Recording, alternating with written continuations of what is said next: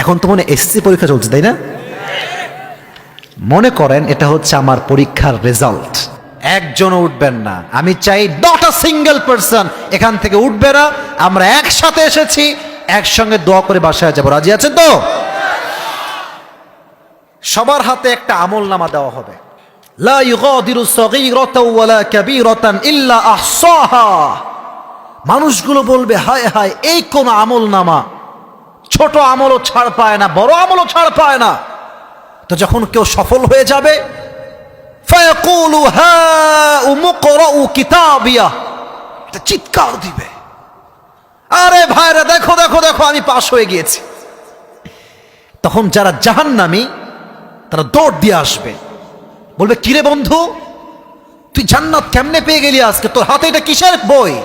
বলবে এটা আমার হিসাবের কিতাব, দেখ আমি কিন্তু পাস করেছি আজকে। এটা কিন্তু আয়াত থেকে বলছি। তুই কেমনে পাস করলি? তখন যে পাস করেছে সে বলবে ইন্নী যনানতু আন্নী মুলাকিন হিসাবিয়া, আমি জানতাম, যনানতু আই জামতু, আমার বিশ্বাস ছিল আমি যত ভালো কাজ করি, যত খারাপ কাজ করি, আমার প্রত্যেকটা হিসাব আমাকে নিবে একজন, তিনি কে? তাহলে জান্নাতে যাওয়ার জন্য মোট 100 আমল থাকবে। 100 আমলে কয় নাম্বার পেলে জান্নাত পাবেন কে বলতে পারে? 51। এই তো অডিয়েন্স কারে কয়, এটা মারহা বলবেন না আপনারা? 51। সেই দিন কি পীর তার মুরিদকে চিনবে? মুরিদ তার পীরকে চিনবে? তো অনেকে যে কয় আমার পীর আমারে বাঁচাবে, টাটকা ভণ্ড বাটপার এরা, ঠিক না বলে? তোর পীর তো নিজেই টের পাবে না যে কোথায় আছে। হ্যাঁ, আবার কি করে পীর সাহেবরা আজকাল, রাগ করবেন না, দেখলাম যে মাজারের সামনে বলছে বাবা তোমার কদমে আমার সালাম, বাবা এসএসসি পরীক্ষা দিয়ে বাবা দোয়া করে দাও বাবা। বাটপাড়ির তো সীমা থাকা দরকার ভাই। চাওয়া পাওয়া সব হবে এক সত্তার কাছে, তিনি কে? কিয়ামতের দিবসে সন্তান মাকে চিনবে না, মা তার সন্তানকে চিনবে না, বাবা তার সন্তানকে চিনবে না, সন্তান তার বাবাকে চিনবে না, পীর তার মুরিদকে চিনবে না, মুরিদ তার পীরকে চিনবে না, কর্মী তার নেতাকে চিনবে না, নেতার কর্মীকে চিনবে না, ঠিক কিনা বলেন? একজন বান্দার ছোট্ট একটা হাদিস মনে পড়েছে, বলা যাবে? একজন বান্দার আমল হবে বরাবর 50-50, 50-50। লাগে কয়টা? একটা লাগে। বলেন কয়টা?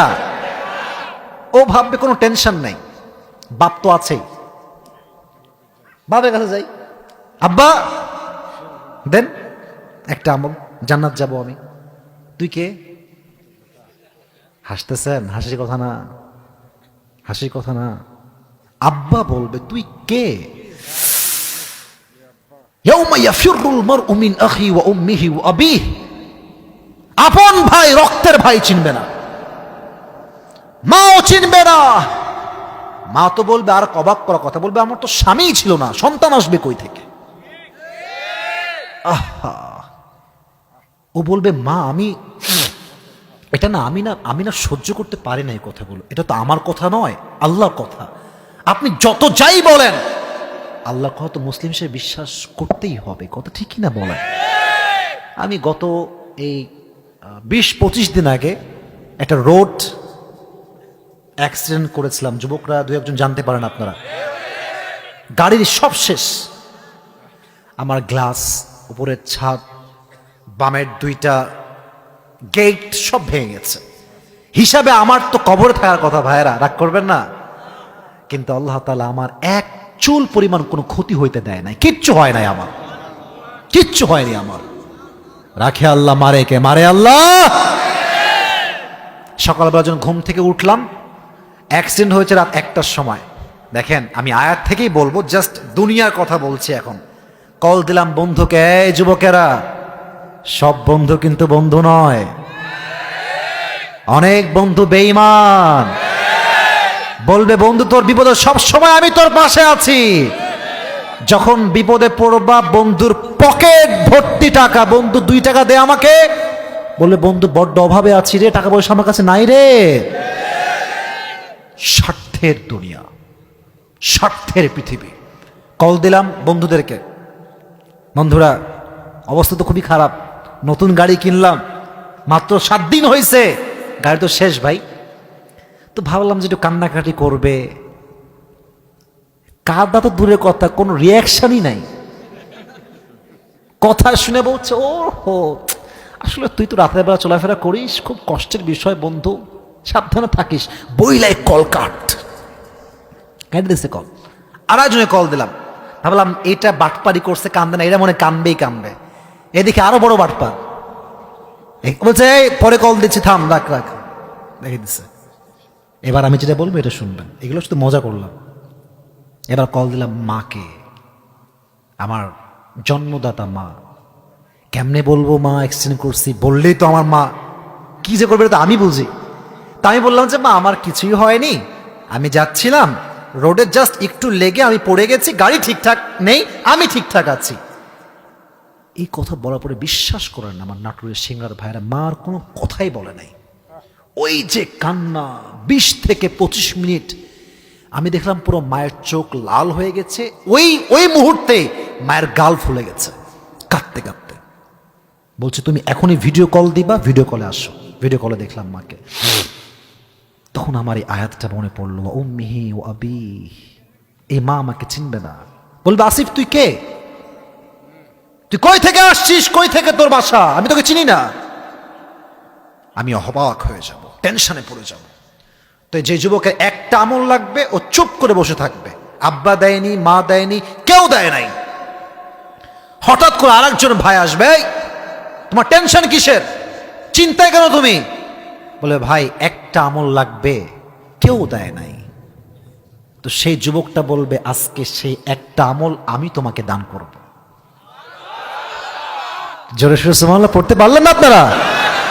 সে বলবে তোমার কপাল কি ঠিক আছে, মাথা ঠিক আছে তোমার, বাপ দেয় নাই, মা দেয় নাই, সন্তান দেয় নাই, কেউ দেয় নাই, তুমি কেমন করে একটা আমল আমাকে দান করবা?